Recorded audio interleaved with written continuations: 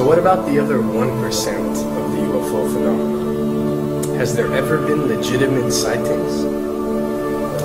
As promised, we're going to cover this 1% in a future episode. But I'll share with you something a wise man once shared with me. Before we should start focusing on dealing with problems outside our world, we should first focus on solving the problems within our world. And before you can start solving problems within your world, you first have to solve problems within yourself and within your surrounding environment of family and friends. So basically what I'm trying to say is that we have priorities that we need to focus on first and foremost so we can successfully build our lives and our minds. Now, it's no secret that the difference between what the government knows about UFOs and aliens and what is shared or released to the public is extremely enormous. And unfortunately, governments and several organizations on Earth are taking advantage of the UFO phenomenon to achieve worldly agendas.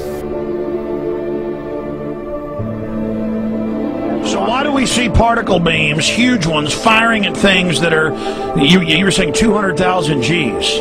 Yep. I mean, go over that. Well, because I think it's part of a test for if there are bad guys out there. Or maybe they're doing preparations for faction. We may be looking at more than one faction. Remember, these groups tend to fragment. They fractally fragment so that you have wars within wars within wars. You know. But why would NASA release that footage? Well, remember, you've got all the good guys in NASA, and then you've got a few who are not good guys. The good guys don't know that there's something to keep secret. They, remember, the lie's different at every level. They believe the lies they've been told. So when you set up a structure, an institution, which is supposed to be open and above board and is supposed to present live TV of the shuttle missions, they present live TV. Now, the controllers can't say, oh, well, you can broadcast this, but you can't broadcast that. Because the honest guys are going to say, sure. Well, why can't we broadcast that? So people always say if this was happening, it would come out, and it is coming out. Well, I mean, I agree with you. When you've got the Catholic Church saying we need to love the aliens, they're our brothers, when you've got every major denomination saying it, when you've got all the movies, and you've got, you know, in the 80s, huge programs at the Olympics with aliens landing, you know, fake aliens, and you've got huge things the size of 3 football fields floating over Dallas, and stuff all over the place. Something's going on, and then I read government documents about fake extraterrestrial landings. You know, any of this. Why? I mean, you believe it's fake. Remember Operation Northwoods? Yes. Okay. Or we can go to the, you know, September 11th. Governments do huge, big things to sway populations at key nodal points in history. They love hoaxes. Yeah, well, they manufacture history is what it is. We are building, I mean, all my UFO friends, I need to shake them because they're so, frankly, they're extremely naive, Alex. They really believe we're building toward disclosure. I believe we're building toward a mass, carefully manufactured, fake event where ETs, who are really humans, who are really part of this secret clique, who are probably Nazis, you know, who have developed and perfected their technology from World War II, which is why you've got to get, you know, Joseph on. They are going to basically fake out the world.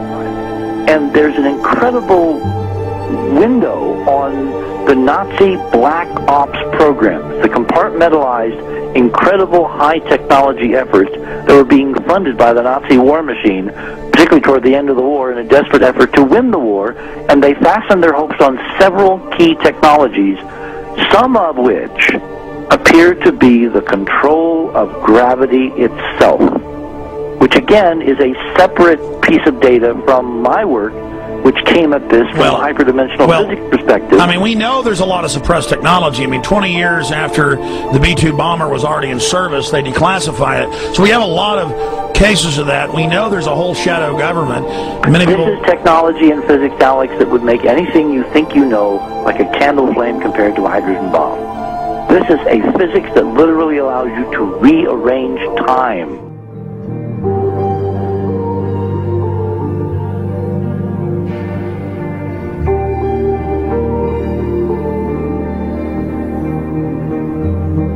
But I mean, imagine you've got all these compartments in these pyramids, pyramids within pyramids of compartmentalization. That's why that's the New World Order symbol.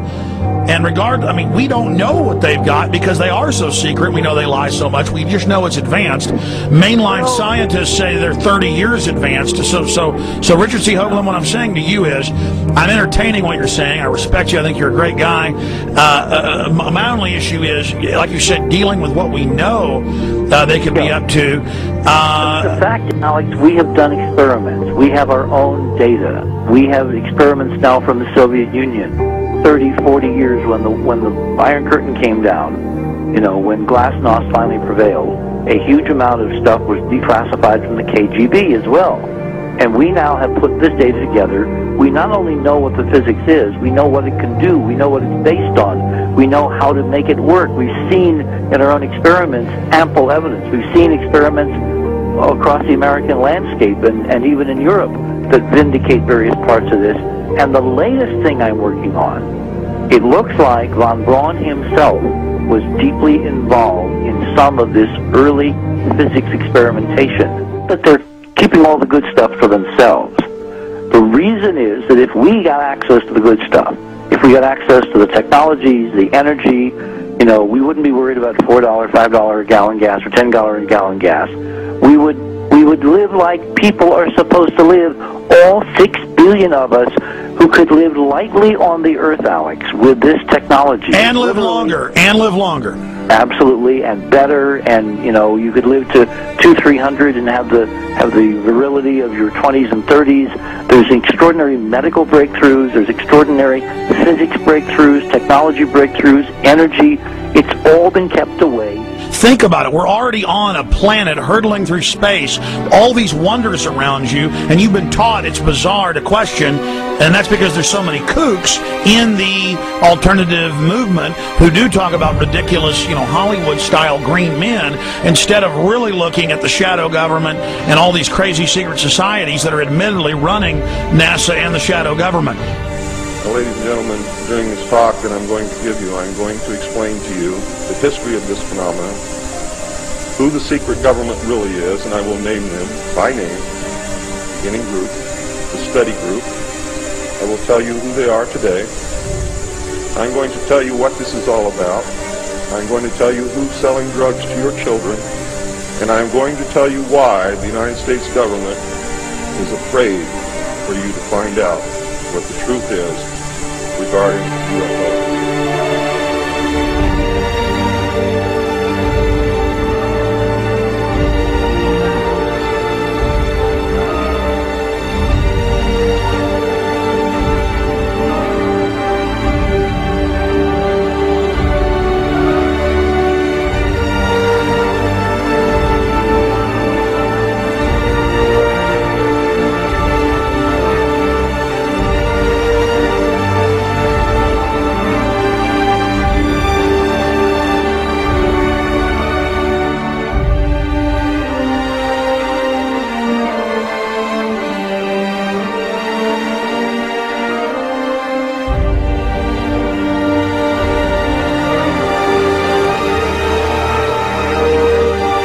And it turns out that even though she remembered that she'd been part of the team to debrief the astronauts, she couldn't remember a thing that they said.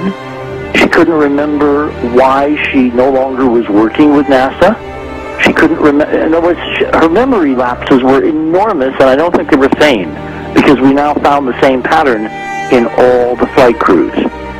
Because the awful truth, Alex, is they have been brainwashed. They have been mind controlled. They have had a technology, a very sophisticated technology, which took away the real missions that they experienced.